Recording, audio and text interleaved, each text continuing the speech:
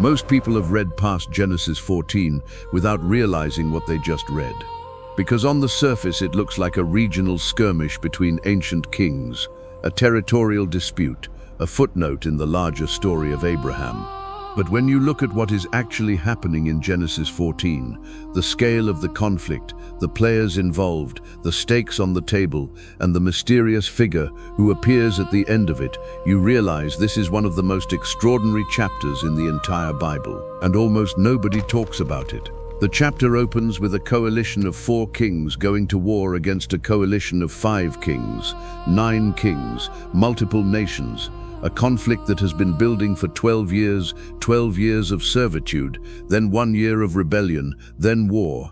The 4-king coalition is led by Chedorlaomer, king of Elam. He is not a minor figure. He commands the most powerful military force in the region and has been the dominant power over the 5-king coalition for over a decade. The 5 kings, including the kings of Sodom and Gomorrah, have decided they have had enough. They stop paying tribute, they rebel. Chedorlaomer's response is total. The 4 kings sweep through the entire region in a campaign of overwhelming military force, destroying the Rephates, the Zuzites, the Emites, the Horites, the Amalekites, the Amorites, every opposing force in their path eliminated, and then they turn on the 5-king coalition in the Valley of Siddim. The battle is a rout. The kings of Sodom and Gomorrah flee, some falling into the tar pits of the valley. The 4 kings take everything, the goods of Sodom and Gomorrah, the food supply, and among the captives, Lot, Abraham's nephew. This is where Abraham enters. One man escapes the battle and runs to Abraham with the news. And Abraham, a man who is not a king, not a professional soldier, not a political figure, responds with immediate and decisive action.